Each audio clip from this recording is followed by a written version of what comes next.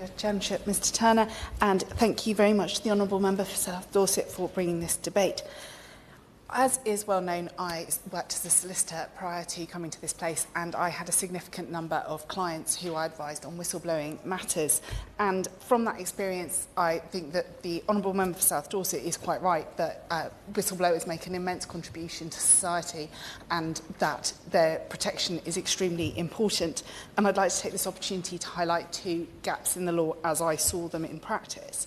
The first is around who is covered by the existing law. So the EU Whistleblowing Directive would, in this country, have brought in coverage for self-employed people within the purview of the Whistleblowing Act. But of course, we've left the EU, so we are not going to be implementing it, ISU.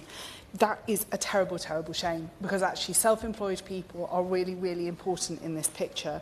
So I have some casework that's relevant to this at the moment that I can't refer to because it's going through tribunal, but I would take a moment to highlight some work done by Inside Housing magazine in 2022 about fire risk assessors and the fact that fire risk assessors who were assessing fire risk in social housing post-Grenfell were coming under pressure from their employers or their self-employed commissioners to downgrade their assessment of fire risk in social housing, because it's so expensive to remediate.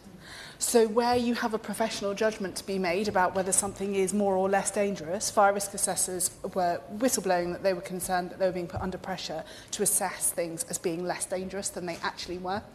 A lot of fire risk assessors are self-employed. So they're incredibly vulnerable, particularly if they have a predominant social housing client, as many will in an area, that they have all the vulnerability, essentially, of being a whistleblower, but none of the protection of employment legislation, because they are also working for other people, so they are not an employee and they may not meet the definition of worker. So they are currently completely excluded, and I know that Protect have been campaigning for us to bring protection in the law, and as I say, the EU has recognised that we need protection in law for self-employed people who whistleblow. So I would very, very much like to see that changed, and I think it would be in the best interest of the whole country and everybody's safety if we did so. The second problem that exists with current whistleblowing law is that it is very, very difficult to prove reliably, and certainly to advise a client that it is worth them taking the risk of bringing a case, that what caused the breakdown of the relationship with their employer is, in fact, the fact that they whistleblowed. Because employers do not want to admit, understandably, that the reason that their employee is being mistreated is because they whistleblew. And that extends to the point that actually employers will systematically delude themselves, I would suggest, as to why that person has been excluded and subsequently dismissed. And there are two ways in which that relates. So what I have seen in a financial services context is someone's performance being heavily criticised as non-commercial. What that actually means is that person is not giving the advice that people want to hear, which is quite different to not being commercial. What it actually means is this person actually has regard for the law, and that's unpopular. And I think we've seen examples of things like that, for instance, in the post office, where it's well known that the in-house counsel stopped being invited to meetings because she wasn't providing the advice on the law that people wanted to hear. So the board and the chief exec just started shutting her out. So it definitely happens in legal contexts, it happens in financial service contexts. So people start to have their performance criticised very, very heavily. And when you're advising them, there will be a systematic set of evidence that shows that they were being performance managed. And so when you're advising a client, you have to tell them this is high risk. You know, your employer is going to say that you were underperforming. I am going to say on your behalf that you were being penalised for whistleblowing.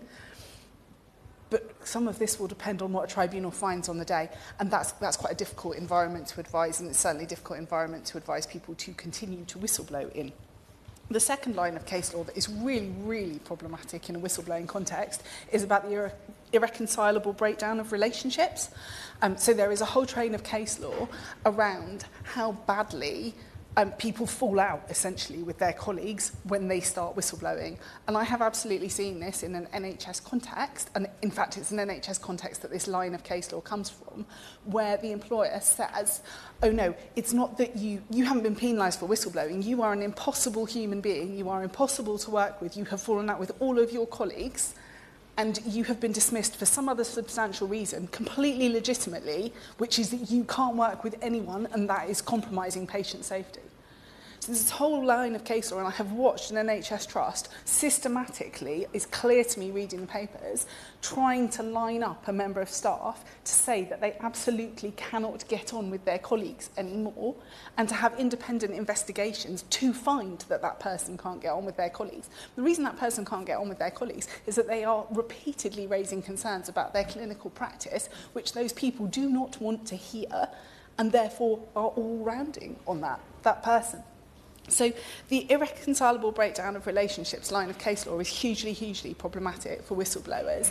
And what we really need is clarity in the law that makes it very clear that employers cannot hide behind and, frankly, construct an irreconcilable breakdown of that relationship to hide and make potentially lawful a dismissal that in any other circumstances would be clearly a whistleblowing dismissal.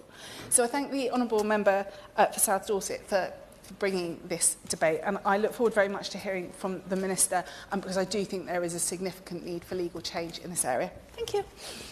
Next call.